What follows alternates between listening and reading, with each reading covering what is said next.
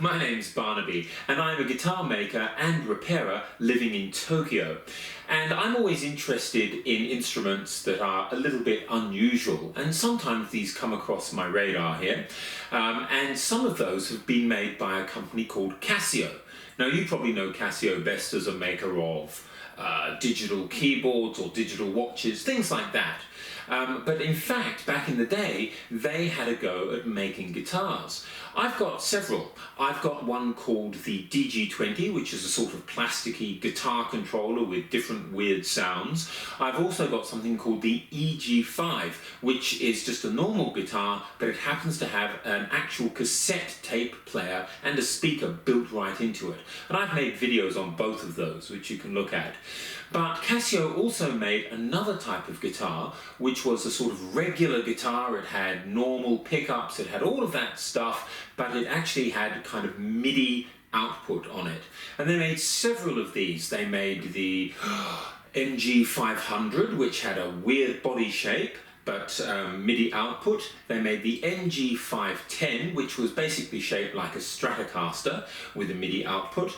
Then they made the PG series, which had the PG-300, the PG-310 and the PG-380, which had MIDI controllers, but they also had onboard sounds. And so I've been very interested in those guitars, and finally one came up on an auction site here and I was able to grab it for a good price. And here it is. This is the Casio MG-510 guitar. So if you have a look at it, it's probably a bit hard to see from there, but it's, you know, it's old looking, it's not in great condition, the strings are a bit crusty, the frets are quite crusty, and it's, you know, a bit sort of dusty and nasty overall, but it's actually a really great instrument. Okay, so let's have a look at this guitar. We've got 3 pickups, 2 single and 1 humbucker. So switch in first position, it's a 5-position switch. Okay, in the middle, here,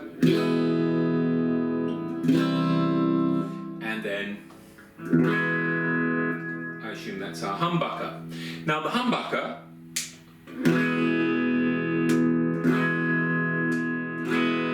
is also splittable, or rather you can play one coil at a time, and that also affects this voicing. I'm not sure how well that comes across, but it does make a difference. So the pickups themselves are quite nice sounding kind of standard magnetic pickups, and the guitar itself is very playable.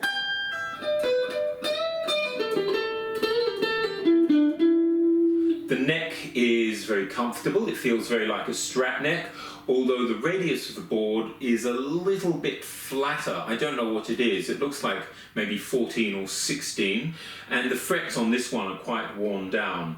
But it's a really cool instrument. It's missing its tremolo arm, although it does have a Strat style tremolo. So that's the basic guitar, and it's a good quality instrument. I believe these were made at the Fujigen factory, which is, well, an excellent factory for making guitars. At the time it may well have been the best in the world. So, but it's not in the fact that it's a normal Strat knockoff that this guitar has interest. The real interest lies when you start messing around with this stuff. Now, when I won this auction, I won this guitar, and I also won this, which is a synthesizer module. And what you can do with this is you can run a MIDI output into it. This will create MIDI sounds, and then those sounds can be sent out to an amplifier or a PA or whatever. So let's connect this all up.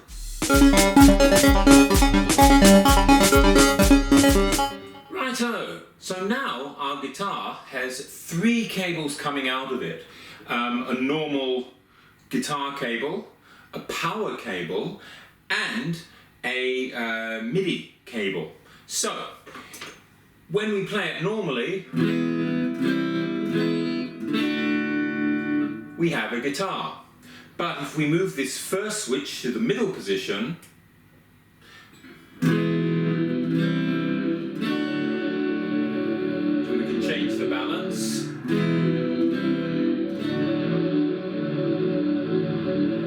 Then we've got MIDI coming from our synthesizer module and the guitar signal as well. If we move this switch into its bottom position, we get the MIDI only.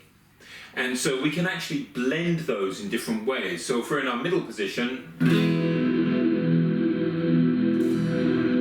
we can turn down the guitar as well, or we can turn down the MIDI so we can bring out different voicings.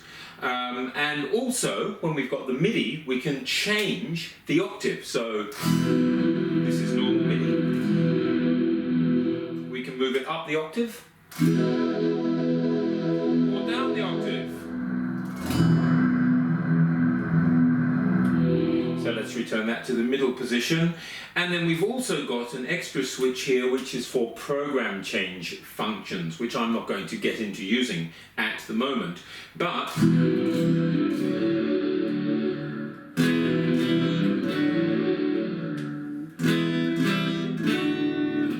what that means is that with the synthesizer module or any other kind of MIDI device, we have virtually an infinite number of sounds available through this guitar. By playing this guitar, I can trigger drum beats, I can sound like a piano, I can sound like birds chirping or a xylophone or whatever I want. I can blend it with guitar sounds, I can loop those sounds. I've already tried running this guitar through a Focusrite interface into a Mac and then into into GarageBand, and I've found that I can actually use it in that. So I can run this guitar straight into my computer just through a Focusrite interface, and it works perfectly well as a MIDI controller. And there I can make electronic keyboard sounds and all sorts of things. So this is an amazing instrument. Now, given all of that coolness, what needs to be done? Well, this is just as I received it from the seller, and it's not in great condition. If I come close, you can see that the knobs are corroded, the bridge is a bit crusty. As you see, the frets aren't looking great, and the tuners are rusty. There's a lot that needs doing, and if we look at the back of the guitar, you'll also see that it's actually got a cover missing, and that's been replaced by a piece of cardboard. So, what am I going to do to this instrument?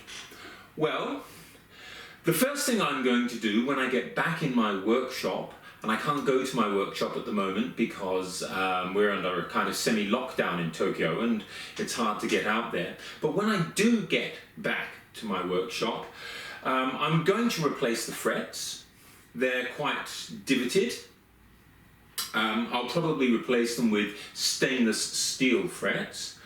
I will probably replace the tuners. These are generic tuners. I should be able to find replacements quite easily, and these ones are corroded. I could clean them up and repaint them, but you know, if I can replace them easily, then that's fine as far as I'm concerned. The nut is good. I like the action. After it's been refretted, I might need to mess around with the nut a bit, but we'll just have to see. The pickups seem fine. I do want to check some of the connections inside, so I'll have a bit of a look at those. I'll have a bit of a look at the switch and these pots. They seem to be working, but they're a little bit scratchy, and the jack, which is for the guitar, the output for the magnetic pickups, is having some problems. When I insert a cable, I have to jiggle it a bit to get sound working. Now, as for the MIDI, it seems to be working, but there are some tracking issues, and that is common on this type of guitar.